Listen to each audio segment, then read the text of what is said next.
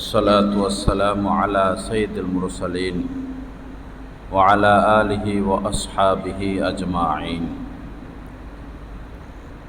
وأشهد أن لا إله إلا الله وحده لا شريك له وأشهد أن محمدًا عبده ورسوله أما بعد قال النبي صلى الله تعالى عليه وسلم عليكم بسنتي وقال عليه الصلاة والسلام لا تقوم الساعة حتى تصير السنة بدعة إذا ترك البدعة يقول الناس تركت السنة أو كما قال عليه الصلاة والسلام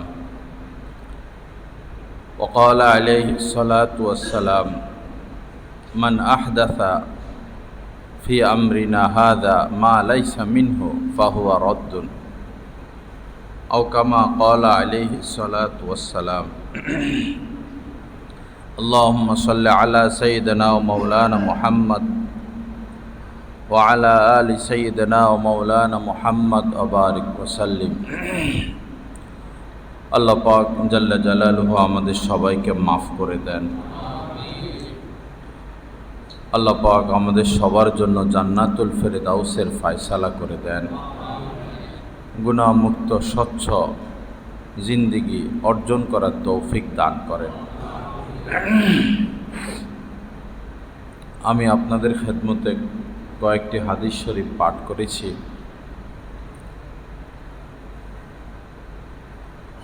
অনুসরণীয় যে বিষয়টা সেটা হচ্ছে কোরআন এবং সুন্নাহ।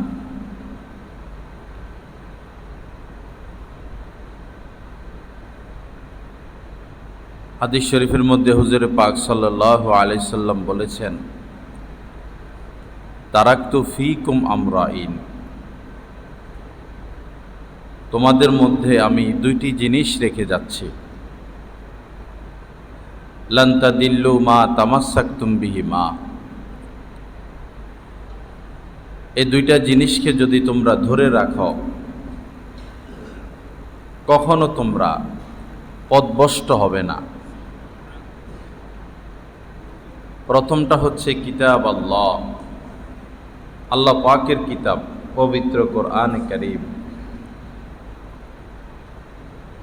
আর দ্বিতীয়টা হচ্ছে সুন্নাত রাসূলিহি, আল্লাহ পাকের আল্লাহর রাসূলের সুন্নত।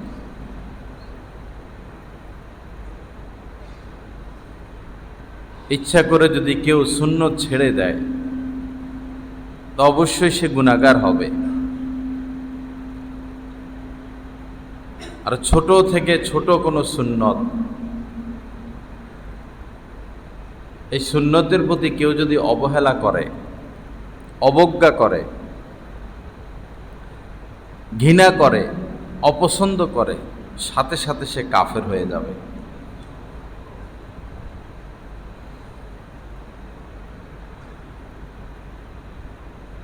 সুন্নত এমন যে যদি কেউ কোনো সুন্নতের উপর না চলে তার অজান্তেই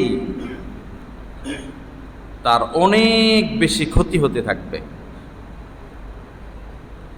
কেউ যদি কোনো সুন্নতের উপর আমল না করে, সুন্নত ছাড়তে থাকে, তার অজান্তে তার ক্ষতি হতে থাকবে, ক্ষতি হতে থাকবে, ক্ষতি হতে থাকবে। এই ক্ষতিটা দুই প্রকার। এক হচ্ছে শারীরিক ক্ষতি, আর এক হচ্ছে দ্বীনি ক্ষতি। শারীরিক ক্ষতিও ব্যাপক, মন মানসিকতা, রুচি, জিন্দেগি সব কিছুর মধ্যে, দিন দুনিয়া সব কিছুর মধ্যে তার ক্ষতি হতে থাকবে।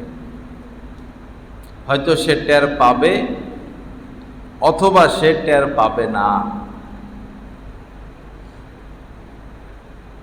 যেমন ধরুন কেহ কোনো মূল্যবান পাথর ক্রয় করল, তুরস্ক থেকে, মিশর থেকে কোনো দামি মার্বেল পাথর সে আনলো, এমন জায়গায় পাথরটা রাখলো যেখানে ফোঁটা ফোঁটা পানি পড়ে, আধা মিনিট 1 মিনিট পরে 1 ফোঁটা পানি পড়ে। তো পাথর এত শক্ত, আর পানি তো কি, সে ভাবলো এতে আর কি ক্ষতি হবে, আধা মিনিট 1 মিনিট পর পর 1 ফোঁটা পানি পড়ে, এতে পাথরের আর কি হবে, রেখে দিল, পাথর রেখে দিল।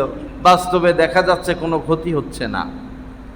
6 মাস, 1 বছর, 2 বছর পর যখন এই পাথরের দিকে তাকাবে, ক্ষতি দেখা যাবে কি না? যাবে, সামান্য হলেও ক্ষতি হয়ে গেছে। তদ্রূপ ছোট থেকে ছোট কোনো সুন্নতি ছোট না, বুঝানোর জন্য বলা আর কি। মুস্তাহাব পর্যায়ের কোনো সুন্নত যদি কেউ ছেড়ে দেয়, অবশ্যই তার দুনিয়াবি এবং আখেরাত কেন্দ্রিক ক্ষতি হচ্ছে, হবে, হয়ে যাচ্ছে, হয়তো সে টের পাচ্ছে না। সুন্নতের চেয়ে বড় কোনো আবিষ্কার, বড় কোনো বিজ্ঞান, বড় কোনো চিকিৎসা, বড় কোনো সিদ্ধান্ত, বড় কোনো ফায়সালা, বড় কোনো চিকিৎসা নাই। সুন্নত এমন। আল্লাহ পাক, মহান আল্লাহ আমাদের সবাইকে সুন্নত মোতাবেক চলার তৌফিক দান করেন। হাদিস শরীফের মধ্যে এসেছে, লা তাকুমুস সাআতু, ওই পর্যন্ত কিয়ামত সংগঠিত হবে না, হাত্তা তাসিরা সুন্নাতু বিদআতান, যতক্ষণ না সুন্নতি বিদআত হয়ে যায়। ইযা তুরিকাতিল বিদআতু, যখন সমাজের কোনো মানুষ কোনো বেদাত ত্যাগ করবে, বেদাত ছেড়ে দিবে, ইয়াকুলুন নাসু তুরিকাতি সুন্নাহ, লোকজন বলতে থাকবে, আরে সে তো সুন্নত ছেড়ে দিল। যতক্ষণ মানুষ এটা বলবে না, ততক্ষণ কিয়ামত হবে না। অর্থাৎ কিয়ামতের আগে এমন হবে, সুন্নত হয়ে যাবে বেদাত, বেদাত ত্যাগ করলে মানুষ বলবে, ছি ছি ছি ছি, সুন্নত ছেড়ে দিল, সুন্নত ছেড়ে দিল, সুন্নত ছেড়ে দিল।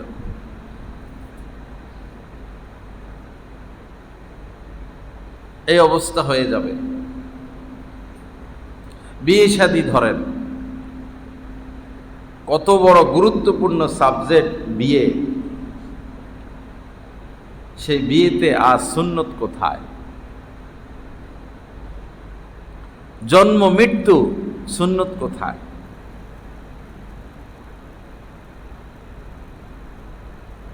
গত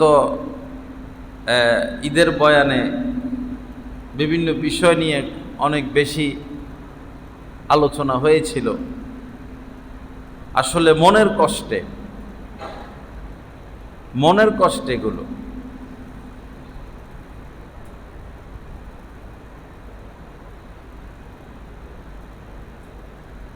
একটা জানাজা হয়েছিল ভৈরবে, তিনি মুক্তিযোদ্ধা। সরকারি লোক এসে তাকে সেলুট করবে, ফুল দিবে, ছবি তুলবে, রোদ, মাঠটা হলো পাকা সম্ভবত। এই রৌদ্রের মধ্যে মানুষগুলো দাঁড়ানো, অমুক নেতা এসে বক্তব্য দেয়, তমুক নেতা এসে বক্তব্য দেয়, বক্তব্য চলতেছে আধা ঘন্টার উপরে, মানুষগুলো রৌদ্রে। এদিকে সরকারি লোক এসে সেলুট করবে, তারাও দেরি করতেছে, তারা 1 ঘন্টা দেরি করছে।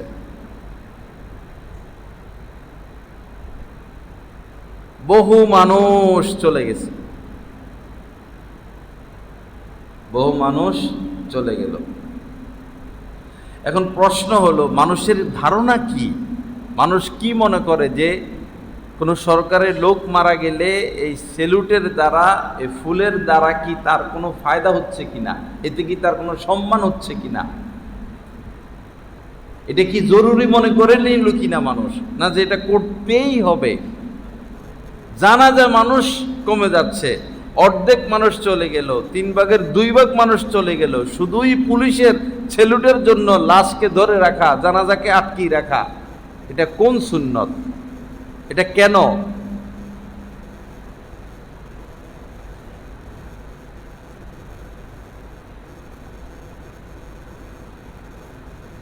আজকে আসতেছি বাসা থেকে, ফজরের পরে একজন লোক মারা গেল, তার ছবি লাগিয়ে রাখছে, আমরা শোকাহত। ব্যাপকভাবে এটা হচ্ছে। কেউ মারা গেলে বন্ধু বান্ধব বা দলের পক্ষ থেকে, বংশের পক্ষ থেকে, সংগঠনের পক্ষ থেকে ওই মৃত ব্যক্তিটার ছবি সহ,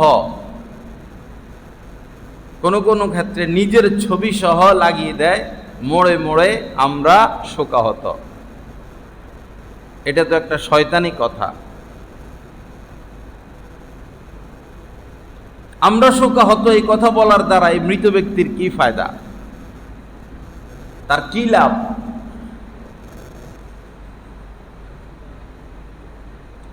আমি যে মৃত ব্যক্তির ছবিটা আজকে দেখলাম, তার মুখে ছিল দাড়ি। সে শেষ সময় এসে মাথায় টুপি ছিল, মুখে দাড়ি ছিল, গায়ে পাঞ্জাবি ছিল, শেষ জীবনে, শেষ সময়। আর এরা যে ছবিটা ঝুলালো, সেখানে তার নৌজোয়ান একটা ছবি, মুখে দাড়ি নাই, মাথায় টুপি নাই, নেতা নেতা দেখতে। একজন অপরিচিত মানুষ যখন এই লোকটার দিকে দেখবে যে এই লোকটা মারা গেল, হায়রে, সে দাড়িগুলা নিয়ে যাইতে পারলো না, দিন নিয়ে যাইতে পারলো না, কুদারণা হলো কিনা। আর যে ছবি, এটা তো সম্পূর্ণ হারাম, গুনাহে কবিরা, লানতের কাজ। যে সমস্ত আলেম ওলামা দীর্ঘদিন বলতেছিল যে প্রিন্ট করার আগ পর্যন্ত ছবি তোলা জায়েজ, প্রিন্ট করার আগ পর্যন্ত ছবি তোলা জায়েজ, যারা এই কথাগুলো বলতো এতদিন, তারা তো এখন প্রিন্টও শুরু করে দিছে। তারাই বলতো প্রিন্টের আগ পর্যন্ত জায়েজ, এখন তো তারা প্রিন্টই শুরু করলো। সারা যে জায়গায় যায় এখন পোস্টারে পোস্টারে, রাস্তায় রাস্তায় আলেম ওলামাদের ছবি পোস্ট। যে লোকটা মারা গেল, আমরা শোকাহত বলার দ্বারা কি লাভ? আপনি এটা না বলবেন যে আল্লাহ তাকে মাফ করে দেন। তার জন্য একবার 3 বার কুল হুয়াল্লাহ সূরা পড়েন, পড়ে তার কবরে, তার রুহে, তার আমলনামা পাঠাইয়া দেন। এতে তার লাভ হবে। জায়গায় জায়গায় তার ছবি ঝুলাইয়া আমরা শোকাহত, আমরা শোকাহত, আমরা শোকাহত, এটা আপনি আপনার ব্যক্তিত্ব প্রকাশ করতেছেন।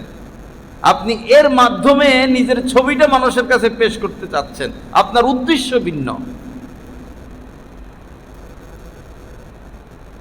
এরপরে সমাজের মধ্যে বলে যে ভালো ভালো শিক্ষিত মানুষেরা বলে, দিনদার লোকেরা বলে তার আত্মার মাগফিরাত, তার আত্মার মাগফিরাত। এটা আবার কোন কথা? আত্মার মাগফিরাত কি? শাস্তি তো শরীরেও হবে, রুহের মধ্যেও হবে। আত্মায়ও শাস্তি হবে, রুহের মধ্যে, আত্মার মধ্যেও শাস্তি হবে, দেহের মধ্যেও শাস্তি হবে। এখন আপনি যদি বলেন আত্মার মাগফিরাত, তাহলে দেহের মাগফিরাত কে করবে? আত্মার মাগফিরাত, আত্মারে বাইর করে নিয়ে যাবো জাহান্নাম থেকে, আর দেহটারে রেখে দিব জাহান্নামে, এই বিষয়।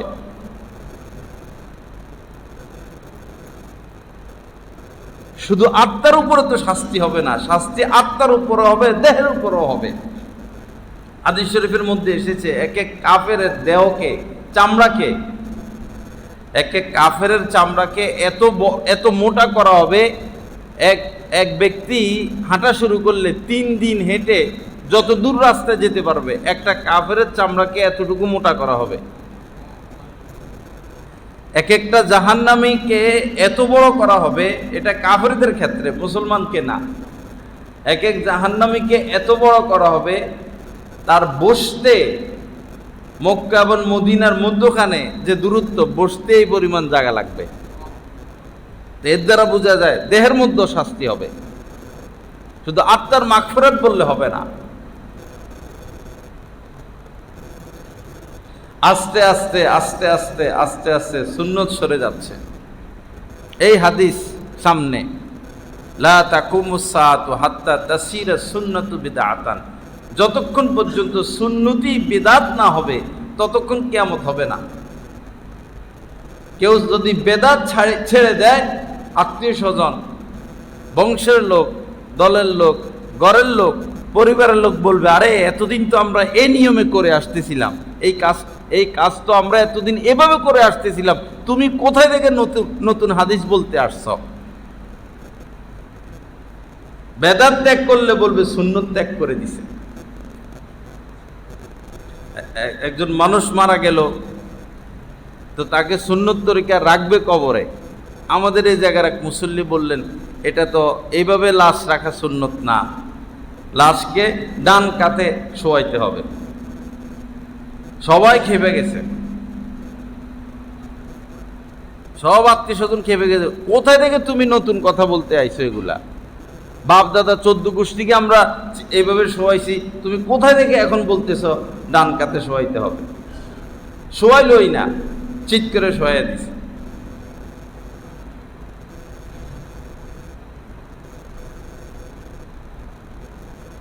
আল্লাহ পাক সহি বুঝ দান করেন। আল্লাহ পাক আমাদেরকে সুন্নত মোতাবেক চলার তৌফিক দান করেন। সুন্নত এটা সংবিধান, রাষ্ট্রের সংবিধান আছে। একটা রাষ্ট্র, প্রত্যেক রাষ্ট্রের আলাদা আলাদা সংবিধান। মানুষ সংগঠন করে, এটারও সংবিধান লিখে নেয়। মানুষ যৌথ ব্যবসা শুরু করে, এটারও কিছু নিয়ম লিখে নেয়, আমরা এই নিয়মের উপর চলব। মুসলমান কোন নিয়মের উপর চলবে? মুসলমানদের সংবিধান কি? মুসলমানদের সংবিধান হচ্ছে নবীজির সুন্নত, এই মোতাবেক চলবা, রাসূলের সুন্নত। সুন্নত আর হাদিসের মধ্যে পার্থক্য আছে। সুন্নত আর হাদিসের মধ্যে পার্থক্য আছে। হাদিস ব্যাপক, হাজার হাজার লক্ষ লক্ষ হাদিস। একজন মানুষ সকল হাদিসের উপর আমল করতে পারবে না, সে পাগল হয়ে যাবে। আমাদেরকে আমল করতে হবে নবীজির সুন্নতের উপরে, এই বিষয়টা স্পষ্ট হতে হবে আমাদের কাছে। ফার্মেসিতে অন্তত 1000 5000 রকমের ওষুধ আছে। আপনার জ্বর, এখন আপনি যাই ওষুধ খাওয়া শুরু করবেন? আছে তো 5000 রকমের ওষুধ। না, ডাক্তার আপনাকে যে ওষুধটা লিখে দিবে, আপনি সে ওষুধটা খাবেন, সব ওষুধ না। হাদিস ব্যাপক। রাসূল যেটা করতে বলেছেন, রাসূল যেটা করেছেন, আমাকে আপনাকে সেটা করতে হবে।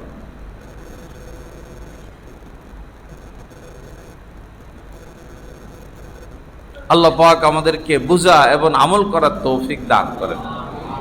যেমন হাদিস শরীফের মধ্যে এসেছে, নবীজি মক্কা থেকে হিজরত করে যখন মদিনায় এসেছিলেন, 16 থেকে 17 মাস বাইতুল মুকাদ্দাসের দিকে ফিরে নামাজ পড়ছেন। ফিলিস্তিনে যে মসজিদটা আছে বাইতুল মুকাদ্দাস, 16-17 মাস এটাকে কেবলা বানাইছেন। আমাদের বর্তমান যে কেবলা, সেই কেবলার দিকে ফিরে নামাজ পড়েন নাই, এটাকে কেবলা বানাইছেন আল্লাহর ইশারায়। উদ্দেশ্য ছিল এই যে ইহুদিদের সাথে একটা সম্পর্ক যেন হয়, ইহুদিরা যেন ভাবে যে উনি আমাদের কেবলা গ্রহণ করছে, আচ্ছা ওনার সাথে একটু মহব্বত রাখি, এই উসিলায় তারা দিনে আসে। কিন্তু ইহুদিরা বলা বলি শুরু করলো, উনি যেহেতু আমাদের কেবলা গ্রহণ করছে, এক সময় আমাদের দিনও গ্রহণ করবে। আর নবীজির ইচ্ছা ছিল যে কেবলা হোক কাবা, কেবলা হোক কাবা। এই জন্য বারবার তিনি আকাশের দিকে তাকাইতেন, কখন জিবরিল আমিন ওহী নিয়ে আসে যে আপনি কাবাকে কেবলা হিসাবে গ্রহণ করেন, বারবার আকাশের দিকে তাকাইতেন।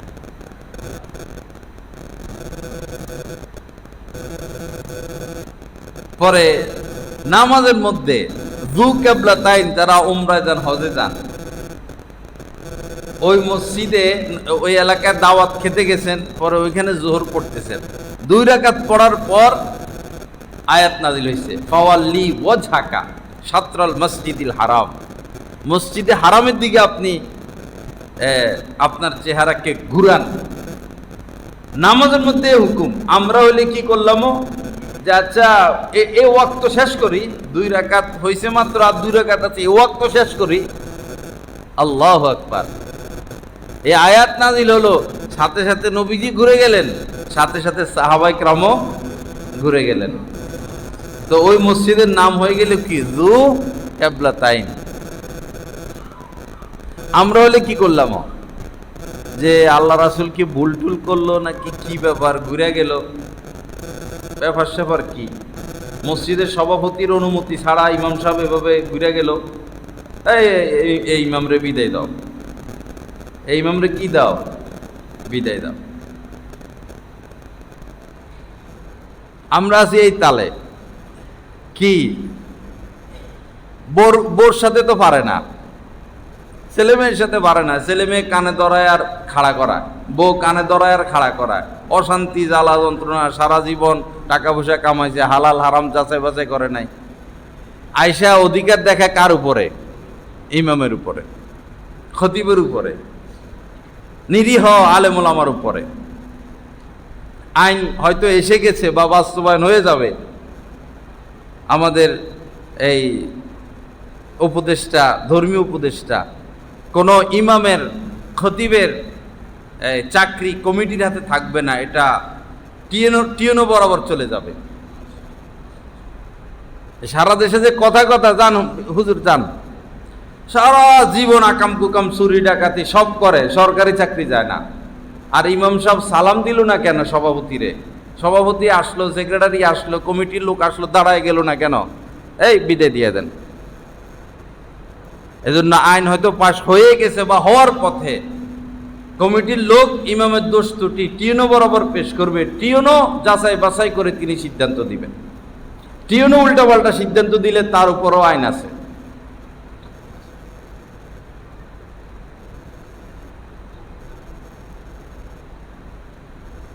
তো বলতেছিলাম হাদিস ব্যাপক, হাদিসে তো এটা আছে, নবীজি বাইতুল মুকাদ্দাসের দিকে ফিরে 16-17 মাস নামাজ পড়ছেন। এখন যদি আমরা শুরু করি যে বুখারী শরীফে আছে, বিভিন্ন হাদিসের কিতাবে আছে, নবীজি বাইতুল মুকাদ্দাসের দিকে ফিরে নামাজ পড়ছেন, চলো আমরাও এই হাদিসের উপর আমল করি, নামাজ হবে? তা হাদিসে এমন বিষয় আছে যে বিষয়ের উপরে আপনি আমল করলে আপনার নামাজই হবে না, এমনও আছে। এমনকি হাদিসে আছে যে প্রথম সাহাবায়ে কেরাম নামাজের মধ্যে কথাও বলতেন। প্রাথমিকভাবে দাঁড়াইছেন, কেউ আইসা বলতো ভাই কয় রাকাত হয়েছে, পরে আসতো আইসা জিজ্ঞেস করতো কয় রাকাত হয়েছে, যে নামাজ পড়ে সে বলে দিত 2 রাকাত হয়েছে বা 1 রাকাত হয়েছে। আরে নিয়ত কর, তাড়াতাড়ি নিয়ত কর, কথা কইস না, নামাজ, এটা হাদিসে আছে। এখন এই হাদিসের উপর আপনি আমল করলে আপনার নামাজ হবে? বোঝা গেল সব হাদিসের উপর আমল করা যাবে না, আমল করতে হবে সুন্নতের উপরে। আল্লাহ পাক আমাদেরকে সুন্নত মোতাবেক চলার তৌফিক দান করেন। এখন সুন্নত মোতাবেক চললে কি হবে, রাসূলের আনুগত্য করলে কি হবে? যেমন আল্লাহ পাক কোরআনে কারীমের মধ্যে বলেছেন, কুল, হে নবী আপনি বলে দিন, ইন কুনতুম তুহিব্বুনাল্লাহ, যদি তোমরা আল্লাহকে পেতে চাও, আল্লাহকে ভালোবাসতে চাও, আল্লাহর সান্নিধ্য, আল্লাহ পাকের সাথে সুসম্পর্ক কায়েম করতে চাও, ফাত্তাবিউনি, তো আমি নবীকে অনুকরণ করো। আমি নবীকে যদি সর্বক্ষেত্রে অনুকরণ করো, আমার সুন্নত মোতাবেক চলো, ইউহিব্বুকুমুল্লাহ, তাহলে আল্লাহ তোমাদেরকে ভালোবাসবেন, ওয়ায়াগফির লাকুম যুনুবাকুম, এবং তোমাদের গুনাহগুলো মাফ করে দিবেন।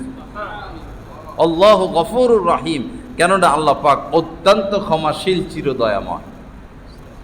তো সুন্নতের উপর চলতে পারলে আল্লাহর মহব্বত পাবো, ক্ষমা পাবো এবং আল্লাহকে পাবো।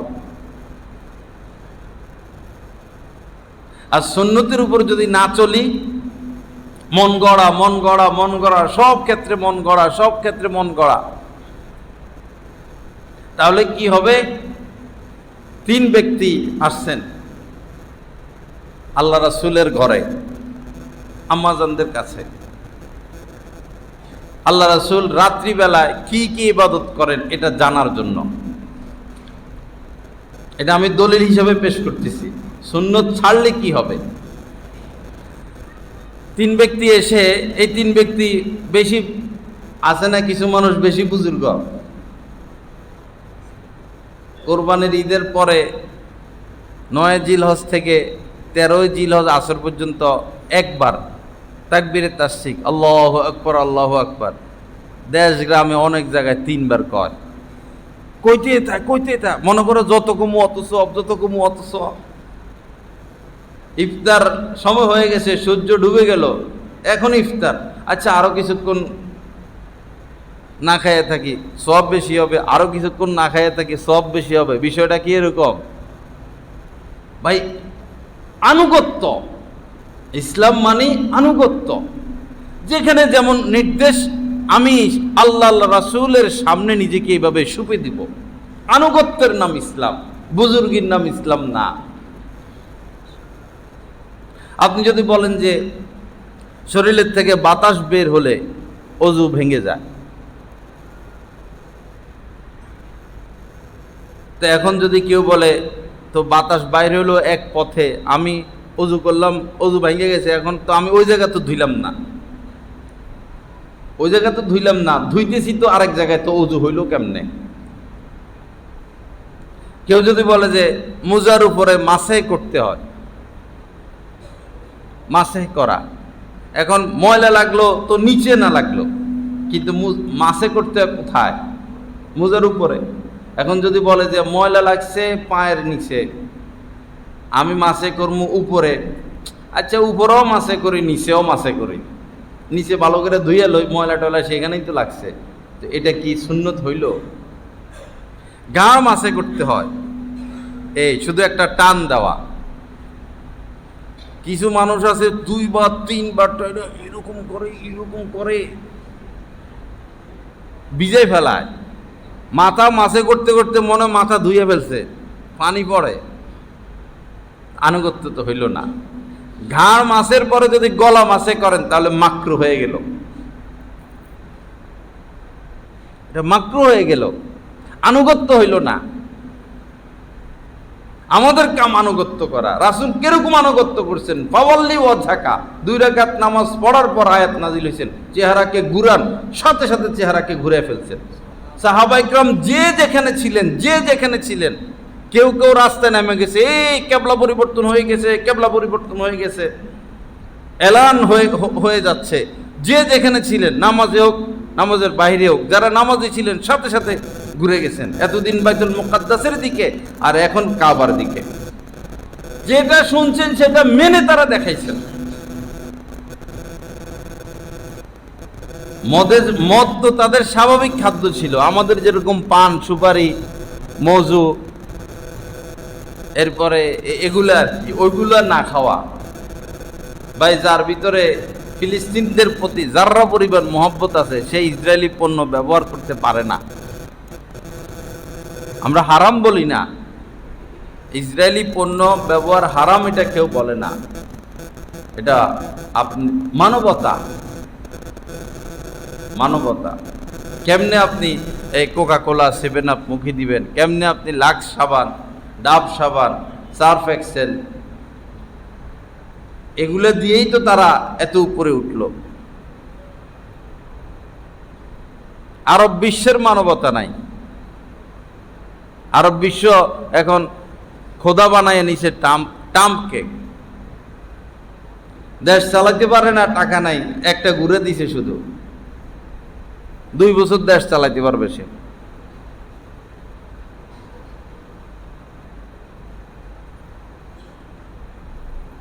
গোলাম, মুসলিম রাজা বাদশারা গোলাম, কেউ ভারতের গোলামি, কেউ চায়নার গোলামি, কেউ রাশিয়ার গোলামি, কেউ আমেরিকার গোলামি, গোলাম, 5 আটা গোলাম।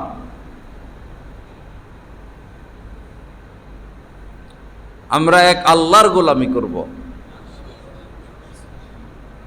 আল্লাহ মুসলমানদেরকে কোনো অংশে কোনো কিছু কম দেন নাই, শুরু থেকে গোলামি। ওই যে ক্ষমতা, শুধু ক্ষমতা দরকার মুসলমানদের।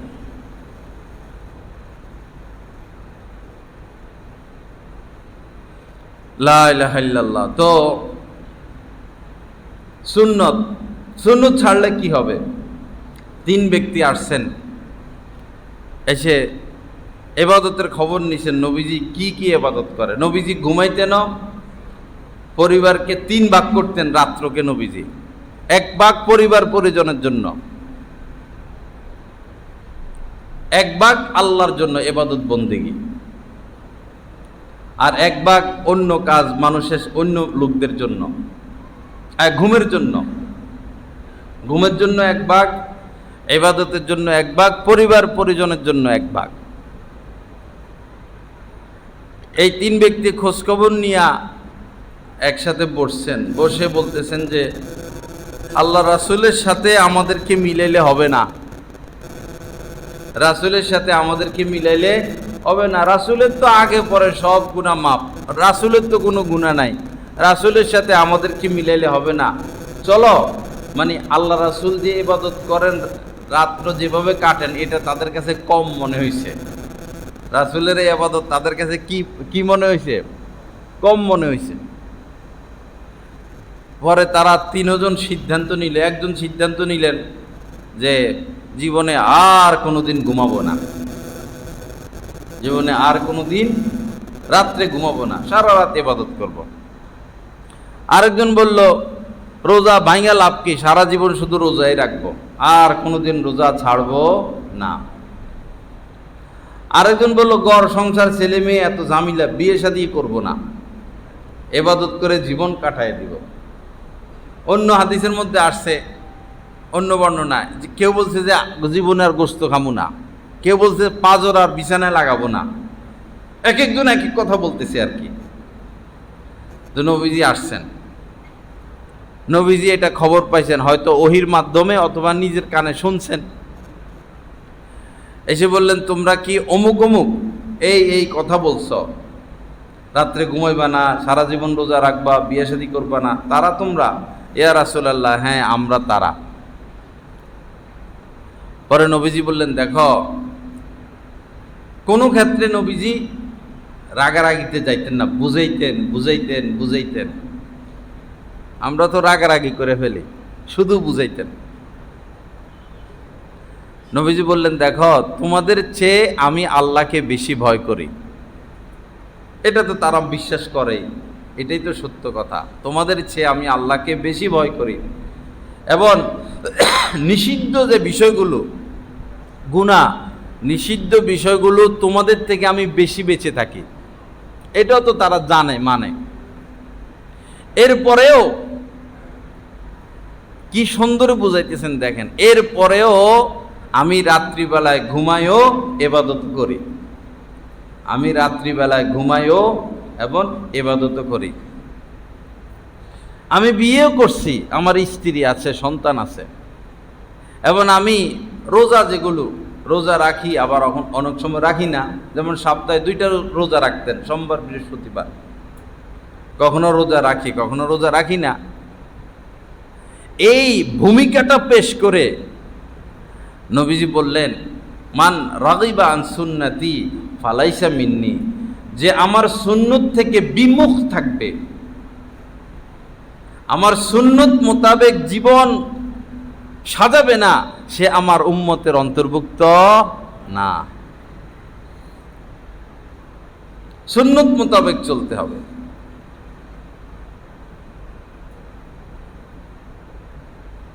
আম্মা জান আয়েশা রাদিয়াল্লাহু তাআলা আনহা থেকে আরেকটা হাদিস আছে, সফরে, কোনো একটা সফরে রোজা, সবাই রোজা ছিলেন, তো নবীজি রোজা ভেঙে ফেললেন। হয়তোবা কষ্ট হচ্ছিল, মরুভূমি, সাহাবায়ে কেরাম সবার কষ্ট হচ্ছিল, হয়তো 2-3 দিন ধরে সফর, এখন রোজা রাখছেন, তো সফর অবস্থা রোজা ভাঙ্গা জায়েজ। তো নবীজি রোজা ভেঙে ফেললেন এবং অনুমতি দিলেন যে রোজা ভেঙে ফেল। পরে কেউ কেউ রোজা ভাঙলেন আর কেউ কেউ ভাঙলেন না, এটা নবীজি শুনছেন। পরে নবীজি খুতবা দিলেন, আল্লাহর প্রশংসা করলেন, পরে বললেন ওই সমস্ত লোকদের কি হলো যারা আমার অনুসরণ করে না।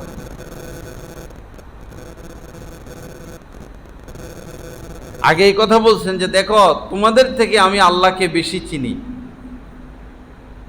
তোমাদের থেকে আমি আল্লাহকে বেশি চিনি এবং বেশি ভয় করি। এরপরে বলছেন ওই লোকদের কি হলো যারা আমার অনুসরণ করে না। হযরত আব্দুল্লাহ ইবনে আব্বাস রাদিয়াল্লাহু তাআলা আনহু থেকে আরেকটা হাদিস বর্ণিত আছে। একটা সারিয়া পাঠাইছেন নবীজি, সারিয়ার প্রধান ছিলেন হযরত আব্দুল্লাহ ইবনে রাওয়াহা রাদিয়াল্লাহু তাআলা আনহু, তিনি প্রধান কমান্ডার বা আমির। সারিয়া মানে ছোট ছোট কাফেলা পাঠাইতেন জিহাদের ময়দানে। তো সকালে কাফেলা বের হয়ে গেছে, কিন্তু যিনি জিম্মাদার হযরত আব্দুল্লাহ ইবনে রাওয়াহা তিনি যান নাই। ওদিন ছিল শুক্রবার, তিনি নবীজির সাথে জুমার নামাজ আদায় করলেন। নবীজির সাথে দেখা হওয়ার পর নবীজি বললেন, কাফেলা চলে গেল, সবাই চলে গেল, তুমি গেলা না। সব খোঁজ খবর নিতেন, বাজারে যাইতেন, খোঁজ খবর নিতেন, কাউকে কোনো দায়িত্ব দিলে আবার এটার খবর নিতেন, তদারকি। ইউরোপ আমেরিকা যে দুর্নীতি কম বা দুর্নীতি নাই, কারণ কি? কারণ সরকার প্রধান খবর নেন তো সব। একটা রাস্তা করতে দিছেন, হ্যাঁ সে রাস্তা করবে, আরেকজনকে লাগায় রাখছেন সব ঠিকঠাক মতো করে কিনা, আবার হের পিছে আরেকজন লাগায় রাখছেন, হেরে আর কেউ চিনে না। একজন তো দাঁড়ায় দাঁড়ায় দেখবে সে তার দায়িত্ব পালন করতেছে কিনা, আরেকজনকে তার পিছে লাগায় রাখছে, ওরে এরা কেউ চিনে না কে এর পিছনে আছে। কেমনে দুর্নীতি হবে? এই কিশোরগঞ্জের রাস্তা এটা কয়দিন হয়েছে করছে, কি রাস্তা করে একটুক দেয়। ওরা যারা তদন্তে আসে এরা যদি 50 লাখ করে পায়, তদন্তওয়ালারা 10 লাখ দিয়ে দেয়। এমন এক দেশ আছে যে দেশে ঘুষ না খেলে চাকরি চলে যায়, ডিমোশন হয়। এমন একটি দেশ আছে যে দেশে ঘুষ না খেলে চাকরি চলে যায়, প্রমোশন হয় না, পাবনা ভাড়ায় দেয়, দূরে দূরে ভাড়ায় দেয়, পাহাড়ি এলাকা। আরে মৌলবি মোল্লা খায় না। ওই দেশের নাম জানেননি আপনারা?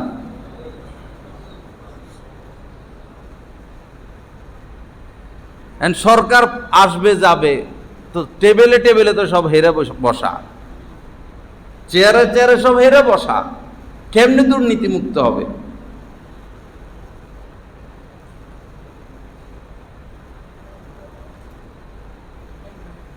একটা মুসলিম দেশ, মুসলমানদের দেশ, জনগণ বহুত ভালো, এই দেশের বহুত ভালো জনগণ, এটা সবচেয়ে বড় প্রমাণ। আমার বাজারের এক ব্যবসায়ী কথা বলছিলেন, সবচেয়ে বড় প্রমাণ হইল যেদিন 15ই আগস্ট সরকার নাই, পুলিশ নাই, কিছুই নাই, কোনো পুলিশ নাই, সরকার নাই, এরকম হয় না পৃথিবীতে। সরকার ছাড়া, এভাবে পুলিশ ছাড়া পৃথিবী এরকম হয় না। ওই দিন তো যদি ভৈরব বাজারের স্বর্ণের দোকান সব লুটপাট করতো, কোনো না মামলা হইতো না বিচার হইতো,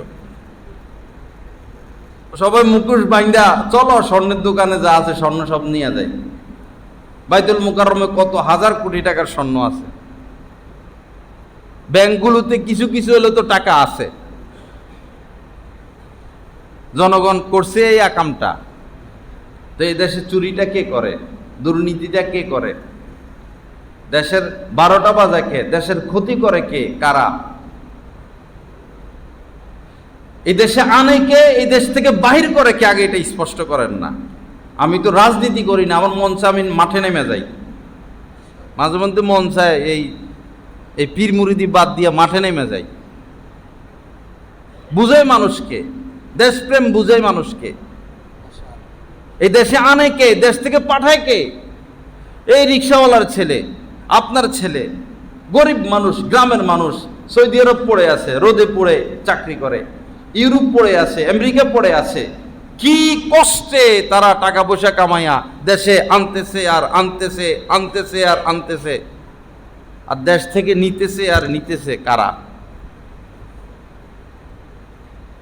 যারা আনুক আর যারা নেক, কেউ আনে কেউ নেয় স্পষ্ট, কিন্তু মরে যেতে মন চায়, লজ্জায় বিষ খেয়ে মরে যেতে মন চায় যে এই লুটপাটকারী, এই চোর, এই গুন্ডায় মাস্তানি, জিনাখোর, এই হারামখোর, এই জাহান্নামের কীটদের প্রতি আমাদের অন্তর আত্মায় মহব্বত আর মহব্বত, আস্থা আর আস্থা, ভালোবাসা আর ভালোবাসা, এজন্য মরে যেতে মন চায়। ছি আপনাদের জিন্দিগির প্রতি যারা আপনারা এই লুটপাটকারীদেরকে ভালোবাসেন, ধিক্কার আপনাদের প্রতি, ঘৃণা আপনাদের প্রতি।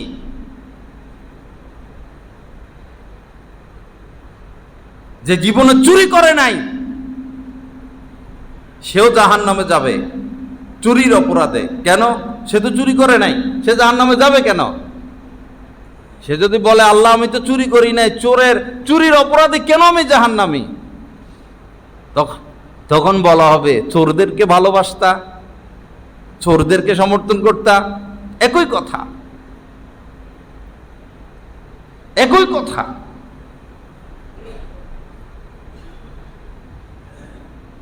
আমি তো জায়গায় জায়গায় চ্যালেঞ্জ করছি যে 100 জন এমপি মন্ত্রী দেখান বাংলাদেশে স্বাধীন হওয়ার পর থেকে আজ থেকে, যারা চুরি করে নাই, দুর্নীতি করে নাই, লুটপাট করে নাই, দেশের টাকা বাইরে পাঠায় নাই। 100 জন নাম লিস্ট করেন দেখি। 100 জন না, 50 জনের নাম লিস্ট করেন।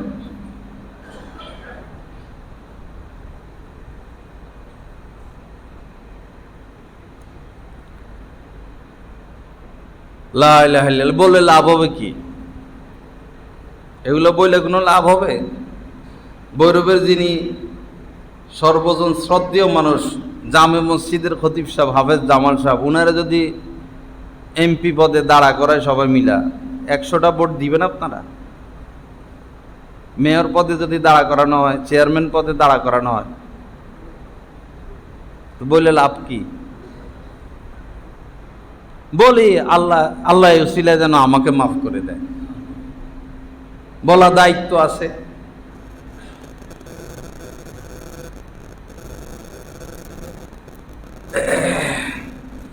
আস্তাগফিরুল্লাহাল্লাযী লা ইলাহা ইল্লা হুয়াল হাইয়ুল কাইয়্যুম ওয়া আতুবু ইলাইহি। তো বলতেছিলাম যে সুন্নত মোতাবেক চলতে হবে, সুন্নত ছাড়া যাবে না। অনুসরণীয়, অনুকরণীয় মানতে হবে হাদিস না, মানতে হবে সুন্নত, কোরআন এবং সুন্নাহ। হাদিস ব্যাপক, আর সুন্নত কোন মুস্তাহাব পর্যায়ের সুন্নত যদি কেউ ছেড়ে দেয়, তার অজান্তে তার বিশাল ক্ষতি হতে থাকবে। শারীরিক, মানসিক, দুনিয়াবি, দ্বীনি ক্ষতি হতেই থাকবে। 5 বার ওযু করলে 5 বার নাকে পানি দেওয়া হয়, মুখটা ধোয়া হয়। আর যারা নামাজ পড়ে না তাদের তো এরকম ওযু করার সুযোগ হয় না।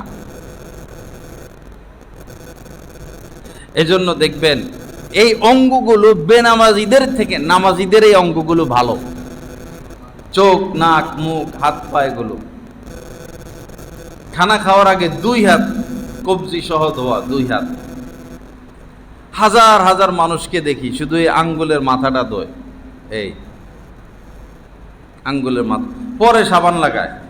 ভাই সাবান আগে না লাগাইবেন, পরে কি জন্য সাবান লাগানোর এত দরকার কি? পরে সাবান আগে না লাগাইবেন, হাতের মধ্যে জীবাণু, টিকটিকি এখান দিয়ে হাঁটা গেল, আপনি এই জায়গাটা স্পর্শ করলেন, টিকটিকি শরীরে বিজ্ঞানীদের ভাষায় অনেক জীবাণু, তো এই টিকটিকি হেঁটে গেল, আপনি এমনি হাত লাগলো, তা আপনার হাতে জীবাণুটা আসলো না, আপনি এমনি এমনি করলেন, ধুইলেন না হাত। সাবান লাগাইলে আগে লাগাইতে হবে, হ্যান্ড ওয়াশ আগে, হাত জীবাণু হয়ে যাক, হাতের মাধ্যমে খাদ্যটা পেটে যাবে, প্লেট জীবাণু মুক্ত হোক, দস্তরখানা জীবাণু মুক্ত হোক, পরিষ্কার পরিচ্ছন্ন হোক। দস্তরখানার মধ্যে দুনিয়ার ময়লা, গামছা বিছাই দেয়, ওড়না এনে দেয়, লুঙ্গি এনে দেয়, দস্তরখানা। দেশের মধ্যে যে কত কিছু হয়, বিভিন্ন জায়গায় খাইতে বসি তো দস্তরখানা দেন, টোকাইয়া টাকাইয়া পরে লুঙ্গি একটা এনে বিছাই দেয়, তো গিনে লাগে না? গামছা দিয়া নাক নুক পরিষ্কার করে, গামছা এনে বিছাইয়া দেয়। রুচিরও তো একটা ব্যাপার স্যাপার আছে। ভাঙা কাপে করে, গ্লাসে করে পানি খাইতে নবীজি নিষেধ করছেন, ঠোঁট কেটে যেতে পারে। সেই 1500 বছর আগের কথা এগুলা। 1500 বছর আগে তিনি আয়না সাথে রাখতেন, চিরুনি সাথে রাখতেন, সফরে যাইতেন, যুদ্ধের ময়দানে যাইতেন, ঘরে থাকতেন, ঘরে থাকলে বালিশের কাছে তার নবীজির চিরুনি থাকতো, আয়না থাকতো, মেসওয়াক থাকতো, এরপরে খুশবু থাকতো। কি আশ্চর্য কথা!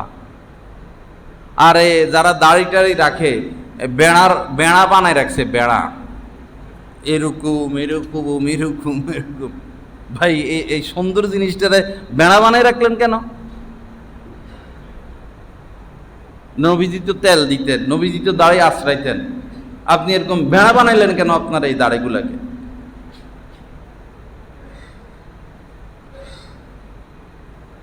এজন্য দিন শিখতে হয় কোনো আলেমের সোহবতে থেকে, কোনো আলেমের সোহবতে থেকে থেকে দিন শিখতে হবে। বিশাল বড় মরুভূমি, 400-500 কিলোমিটার রাস্তা, আপনি একা একা পার হতে পারবেন না। বুলে ডাইনে চলে যাবেন, বুলে বামে চলে যাবেন, আফ্রিকার জঙ্গল পার হতে হবে, একা একা পারবেন না। আটলান্টিক মহাসাগর পার হবেন, আপনি একা একা পারবেন না, রাহাবার লাগবে। দিনের বিষয়টা আফ্রিকার জঙ্গল পার হওয়ার থেকে সহজ না বড় কঠিন? দিনের বিষয়টা বিশাল বড় মরুভূমি পার হওয়ার চেয়ে সহজ না বড় কঠিন? সেই দিন নিজে নিজে কিভাবে আমরা দিন মোতাবেক কেমনে নিজে নিজে আমরা চলবো, এই হচ্ছে মুসলমানদের অধপতনের সবচেয়ে বড় কারণ, যে মুসলমান হক্কানি মুত্তাকি আলেম ওলামাদের সোহবত ছেড়ে দিছে, নিজে নিজে পণ্ডিত, নিজে নিজে পণ্ডিত। পণ্ডিতই করবেন, আপনার পণ্ডিতের ফলাফল হবে অন্ধদের হাতি দেখার মতো। আপনার পণ্ডিতের ফলাফল হবে অন্ধ লোকদের হাতি দেখার মতো। 5-7টা অন্ধ পরে শুনছে যে হাতি, চলো হাতি নিয়ে গবেষণা করি। হাতি নিয়ে কি করতেছে? গবেষণা করে। একজনে যাইয়া সুর ধরছে, একজনে যাইয়া লেজ ধরছে, একজনে যাইয়া ঠ্যাং ধরছে, একজনে যাইয়া কান ধরছে, দইরা আবার আইছে। কি ব্যাপার? গবেষণার ফলাফল কি? হাতি কেমন? গবেষণা করতেছে। একজনে বলতেছে হাতি খাম্বার মতো, আসলে ধরছে কি? ঠ্যাং। একজনে বলতেছে হাতি হলো কুলার মতো, ধান আগে দেশ গ্রামে কুলা এই ধান ইয়া করতো, কান ধরছে। একজনে বলতেছে হাতি রশির মতো, ধরছে কি? সুর। এই হইল অন্ধদের হাতি দেখার, হাতি গবেষণার ফলাফল। আসলে কি হাতি এরকম? দিনের বিষয়টা আলেম ওলামাদের কাছে ছেড়ে দিতে হবে, চিকিৎসার বিষয়টা ডাক্তারের হাতে ছেড়ে দিতে হবে, প্ল্যান বিল্ডিং এটা ইঞ্জিনিয়ার হাতে ছেড়ে দিবেন, বিমান চালায়া নিবে কেমনি কি করবে এটা পাইলটের উপর ছেড়ে দেন। 500 জন যাত্রী নিয়ে পাইলটে গাড়ি বিমান উড়াইছে, এখন এই পাইলট সাহেব এইদিকে বিরেক ঘুরান, এই পাইলট সাহেব কি চালান, এমনি চালান, আস্তে চালান, এত উপরে উঠাইছেন কেন, আরে নিচে যান, এই করেন, তো ওই বেটা তো পাগল হইব। বিমান এটা সেই আটলান্টিক মহাসাগর পার হবে, এটা পাইলটের উপর ছেড়ে দেন, তাকে বিরক্ত করবেন না। একই বিল্ডিংয়ে 10 জন ইঞ্জিনিয়ারের ম্যাপ বাস্তবায়ন হবে না। ডাক্তার সাহেব সে বড় শিক্ষিত ঠিক আছে, কিন্তু ম্যাপের কাম ইঞ্জিনিয়ারের। আপনি অনেক বড় শিক্ষিত, ডক্টর, পিএইচডি অনেকগুলো আনছেন, দিনের ব্যাপারে আপনি আলেমদের কাছে ন্যস্ত, আলেমদের কাছে, আলেমদের থেকে দিন শিখতে হবে। এই ক্ষেত্রে আপনি তার মুখাপেক্ষী। আলেম চিকিৎসার ক্ষেত্রে ডাক্তার মুখাপেক্ষী, ডাক্তার মুখাপেক্ষী। কিন্তু সব ঠিকঠাক আছে, দিনের ক্ষেত্রে সবাই পণ্ডিত, সবাই পণ্ডিত, সবাই পণ্ডিত। মিম্বারে বসে যে বক্তব্য দেয় সাধারণ মানুষ গায়ে আগুন লেগে যায়। কি কয় এগুলো?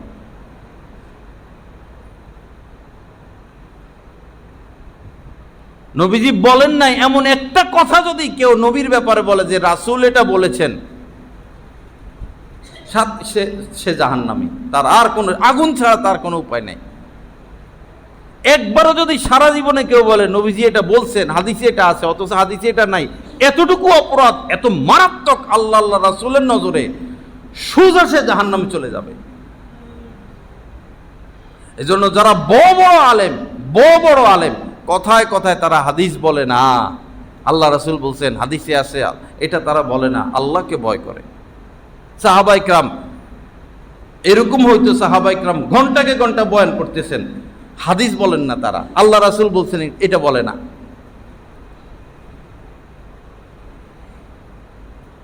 আল্লাহ পাক সহি বুঝ দান করেন, আল্লাহ পাক আমাদেরকে সুন্নত মোতাবেক চলার তৌফিক দান করেন। তো আমার ভাইরা, হক্কানি আলেম ওলামার সোহবত এবং একজনকে ধরা, একজনের কাছে নিজেকে ন্যস্ত করা, এইভাবে গড়ে উঠা, দ্বীনের এই পথ অনেক দূর, আল্লাহ পর্যন্ত পৌঁছতে হবে, আল্লাহকে পাইতে হবে, আল্লাহর সাথে সুসম্পর্ক কায়েম করতে হবে। আল্লাহকে দেখা যাবে না, আল্লাহর ঘ্রাণ পাওয়া যাবে। আল্লাহকে দেখা যাবে না, আল্লাহর ঘ্রাণ পাওয়া যাবে। আল্লাহকে দেখা যাবে না, আল্লাহ যে আমাদের সাথে আছেন এটার অনুভূতি হাসিল করা যাবে। ইবাদতের স্বাদ ভিন্ন। শাহ ফজলুর রহমান গাং মুরাদাবাদী রহমতুল্লাহ আলাইহি ভারতবর্ষের একজন বড় আলেম ছিলেন। তিনি বলতেন, যখন আমি সেজদায় যাই অনুভব করি আল্লাহ পাক আমাকে আদর করতেছেন। আমরা তো নামাজে দাঁড়াইলে ওয়ালাইকুমুস সালাম পর্যন্ত, চাকরিওয়ালা চাকরি, ব্যবসাওয়ালা ব্যবসা, দোকানওয়ালা দোকান, এই ফাঁকে যে কত কিছু হয়েছে আল্লাহর বান্দার কোনো খবর নাই। বিশেষ করে রুকু দিল, আহা কার সামনে সে মাথা নামাইলো, খবর নাই। সেজদায় দিলাম, আল্লাহ রাসূলের, আল্লাহ পাকের কুদরতি পায়ের উপরেই তো সেজদা। তো যাকে সেজদা করলাম তার স্মরণই অন্তরে নাই। জিকির করতেছে, তসবি টিপতেছে, গল্প করতেছে, তসবি টিপতেছে, গল্প করতেছে, আল্লাহ আল্লাহ আল্লাহ, আরে এটা এমনে না এমনে, সুবহানাল্লাহ সুবহান, আরে না উনি এ কথা বলে নাই। জিকিরও করতেছে, হেঁটাও চলতেছে। লা ইলাহা ইল্লাল্লাহ। আল্লাহ পাক জাল্লা জালালু আমাদের সবাইকে মাফ করে দেন, সহি বুঝ দান করেন এবং আমাদেরকে সুন্নত মোতাবেক চলার তৌফিক দান করেন।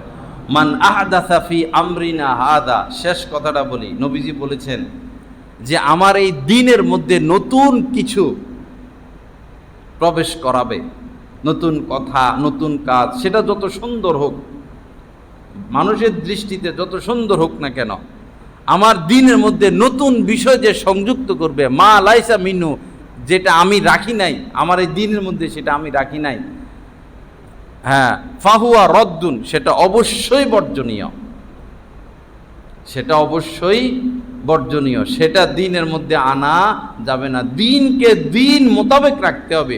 দ্বীন জিন্দা কিভাবে করতে হবে? অনেকে বলে যে আমরা দ্বীন জিন্দা করার জন্য এগুলো করি, ছবি তুলি দ্বীন জিন্দা করার জন্য, এরকম শেভ করি দ্বীন জিন্দা করার জন্য, ওইটা করি দ্বীন জিন্দা করার জন্য, ওইটা করি দ্বীন জিন্দা করার জন্য।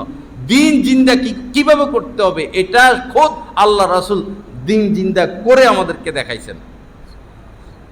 সারা পৃথিবীর আল্লাহ রাসূলের সম্মত সারা পৃথিবীতে এরকম ইসলাম পৌঁছে নাই। অর্ধ জাহান তো হযরত উমরের জামানায় অর্ধ জাহান হয়ে গেছে। শাসনই ছিল মুসলমানদের অর্ধ জাহানের উপরে। কিভাবে শাসন করতে হবে, দ্বীন কিভাবে জিন্দা করতে হবে, সাহাবায়ে কেরাম দেখাইয়া গেছেন। এটা আমার ব্রেন মোতাবেক করলে হবে না, অনুসরণীয়, অনুকরণীয় নবীজি, খোলাফায়ে রাশিদিন, সাহাবায়ে কেরাম। আল্লাহ পাক জাল্লা জালালু আমাদেরকে বিষয়গুলো বোঝা এবং সে অনুযায়ী আমলের তৌফিক দান করেন। তো দুইটা বিষয়, একটা হলো এই এসিগুলা বয়স্ক, বয়স হয়ে গেছে, এখন সার্ভিস দেয় না, এরপরে এই এসিটা নষ্টই।